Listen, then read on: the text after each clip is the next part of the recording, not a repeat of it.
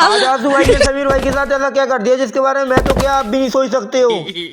Hello guys, welcome back to my new blog. भाई morning time में गाने सुनते सुनते मैं अपनी चाय का बढ़िया तरीके से मजा ले रहा था और जहाँ से बेसुरा गाने गाने के बाद मैं निकल चुका था अब्दुल भाई के साथ काम की और आए अपने ग्वालियर में मौसम तो ऐसे हो रहा है कि दिल गार्डन गार्डन हो रहा है, बहुत मजा आ रहा है यहाँ पर। और इसी मजे के साथ साथ पहुंच चुके थे हम अपनी साइड पर। सबसे पहले तो टोकने लगते हैं शेरू भाई इस पट्टी में कील, क्योंकि अभी हमको हाल ही में एक टिया तैयार करना है। और फिर जहाँ कील वगैरह टोकने के बाद हमने चारों ओर पट्टी लगा के टिया का काम स्टार्ट कर दिया था। और इतना सब करने के बाद चाय पीने के बाद हमारा हो चुका था लंच का टाइम, इसीलिए चले जाते हम ऊपर। वाह क्या मुस्कुराहट है। की सगाई करवानी है, इतनी लड़के की सगाई करानी है, कोई लड़की हो तो बताना, कहीं पे भी मिल जाए इसको मैसेज बता देना, मैसेज कर देना इस नंबर पे। काली पीली जैसी हुई चलेगी, काली पीली 50 से 60 साल तक की भी चल जाएगी, पर लड़की नहीं होनी चाहिए, मतलब ऐसी हो कि मतलब उसका काम हो जाए, ऐसी चीज मिल जाए इसको, जिल लगा है इसकी चेहरा प्यारी समझ गई। और फिर जब समीर भाई काम कर रहे थे तो आंसू भाई इनसे छेड़खानी लेने लगे। आंसू भाई ने समीर भाई की गते सी बना दी थी, बेचारे वो काम तलक नहीं करने दे रहे, कहीं यहाँ से भाग रहा रहे, कहीं वहां से आकर आ रहे। कैसे कैसे लोग रहते हैं यार जहाँ पर।